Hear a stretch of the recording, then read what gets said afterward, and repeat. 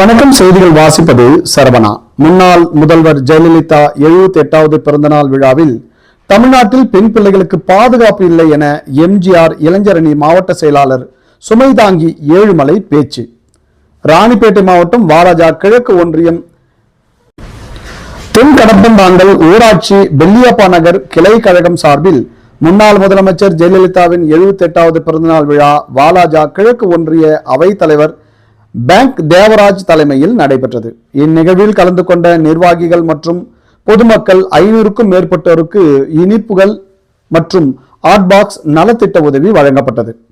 இந்நிகழ்வில் சிறப்பு அழைப்பாளராக எம்ஜிஆர் இளைஞரணி மாவட்ட செயலாளர் சுமைதாங்கி ஏழுமலை கலந்து கொண்டு ஜெயலலிதா திருவுருவ படத்திற்கு மாலை அணிவித்து கற்பூர ஆராதனை காண்பித்து மலர் தூவி மரியாதை செலுத்தி உரையாற்றினார்.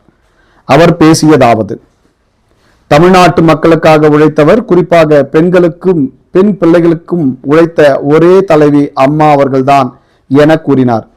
இன்றைக்கு இந்த நாட்டிலே முதலமைச்சராக இருந்து கொண்டிருக்கிறாரே ஸ்டாலின் அவர்கள் என்ன செய்து கொண்டிருக்கிறார்? பொதுமக்கள் ஆகிய நீங்கள் தான் தயவு செய்து சிந்தித்து பார்க்க வேண்டும். ஏனென்றால் பெண்களுக்கு பாதுகாப்பு இருக்கிறதா? சிறு பிள்ளைகளுக்கு பாதுகாப்பு இருக்கின்றதா? எந்த பாதுகாப்பு நிலையும் இல்லாத ஒரே மாநிலம் தமிழ்நாடு மட்டுமே என கேள்வி எழுப்பினார். மேலும் நாங்கள் ஆட்சிக்கு வந்தால் தமிழ்நாட்டில் இருக்கும் 2,30,00,000 குடும்ப அட்டைதாரர்களுக்கு விலையில்லாமல் 20 கிலோ அரிசியை தருகிறேன் என்று சொன்னார் புரட்சி தலைவி அம்மா அவர்கள். தான் ஆட்சிக்கு வந்தவுடன் கொடுத்தார்களா இல்லையா என கூறினார். அன்றைக்கு புரட்சி தலைவி அம்மா அவர்கள் ஒரு வாக்குறுதி தந்தார்கள். என்னவென்றால், நாங்கள் ஆட்சிக்கு அமைந்தால் டாஸ்மாக் கடைகளை படிப்படியாக குறைத்து விடுகிறோம் என்று கூறினார். 2011 சட்டமன்ற தேர்தலிலே அம்மா அவர்கள் ஆட்சிக்கு வருகிறார். அப்பொழுது முதல் கையெழுத்து போடுகிற பொழுது 500 கடைகளை மூட உத்தரவிட்ட ஒரே தலைவி அம்மாதான். இப்பொழுது நடைபெற்று கொண்டிருக்கிற ஆட்சியில் மதுபான அமைச்சராக இருந்த செந்தில் பாலாஜி ஒரு பாட்டிலுக்கு 10 ரூபாய் வாங்கினான்.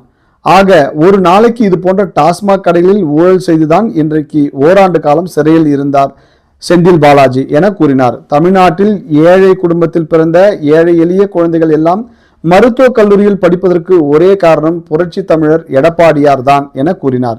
நம்மை காப்பாற்ற, தமிழக மக்களை காப்பாற்ற வருகின்ற 2026 சட்டமன்ற தேர்தலில் மக்கள் சிந்தித்து பார்த்து வாக்களியுங்கள் எனவும் எடப்பாடியார் அவர்களை ஆட்சியில் அமர வைக்க வேண்டும் என கேட்டுக்கொண்டு உரையை முடித்துக் கொண்டார்.